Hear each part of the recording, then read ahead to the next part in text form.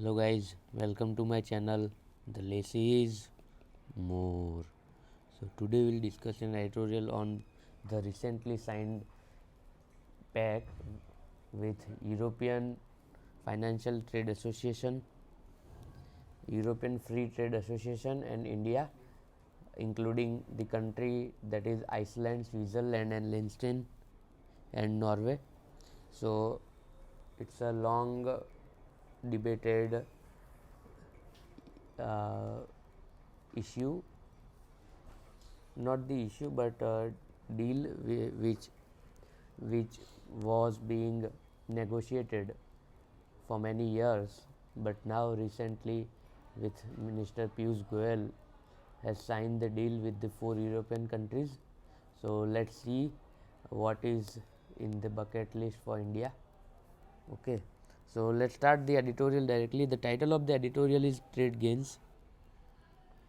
India EFTA, that is European Free Trade Association, pact signals greater openness, a willingness to enter into broader and deeper agreements.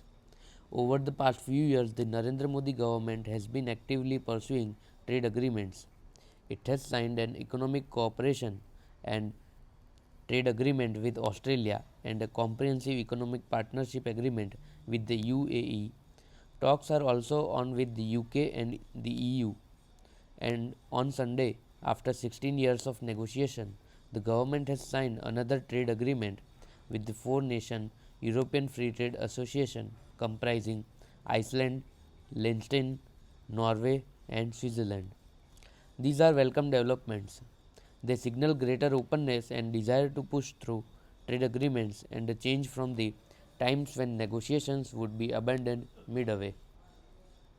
As per the newly signed agreement, the EFTA states shall aim to increase FDI into India by $15 billion within 10 years and another $15 billion in the 5 years thereafter. This could facilitate the generation of 1 million direct jobs in the country. To provide some perspective, EFTA investments stood at $10.7 billion in 2022. Switzerland is India's largest trading partner in this bloc of nations, followed by Norway. In fact, India has a trade deficit with Switzerland, largely due to gold imports. After the treaty comes into effect, the EFTA nations will see a reduction in tariffs. As reported in this paper, the agreement will result in the elimination of duties on most industrial goods exported to India, such as pharmaceutical products, machinery, watches, fertilizers, medicine, chemical products, and others. India is offering 82.7% of its tariff lines, which cover 95.3% of the grouping exports. However, most agriculture items have reportedly been kept outside the purview of this deal. EFTA's market access offer covers 100% of non agricultural products. The service sector also forms a vital part of this trade agreement. The agreement would help stimulate service exports in areas such as information technology and facilitate the movement of key skilled personnel.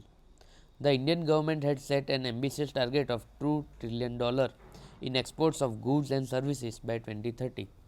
Achieving this will require policy action on a range of issues, from lowering tariffs to entering into deeper, more expensive free trade agreements while safeguarding the country's interests. It also calls for ensuring that measures are taken so that the benefits from these trade agreements are fully reaped. At this critical juncture in the country's development trajectory, it must push ahead. So, this was for today. Let me find out the 5 new words that I find appropriate for using in my daily conversation as well as writings. Okay, so the first one is actively pursue. Now I am focusing on not just only words but collocations.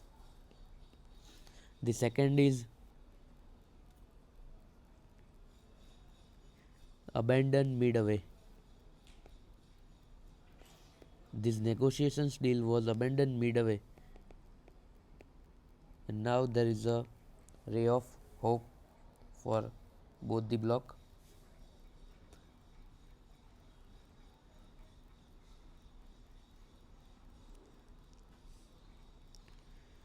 The third is India's ambitious target of $2 trillion exports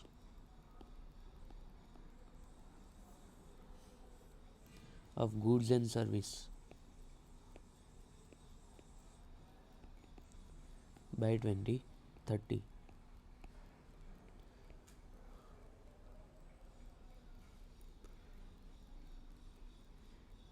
The fourth is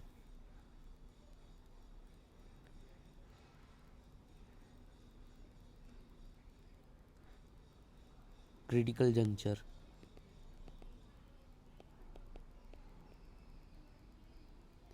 and the fifth is development trajectory.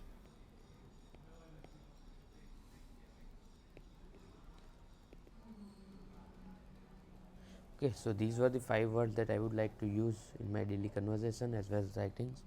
Okay, I also recommend you to comment in the comment section the 5 new words that you find appropriate for yourself to use in your daily conversation as well as writings. Okay, so till then, bye bye, signing off for the day.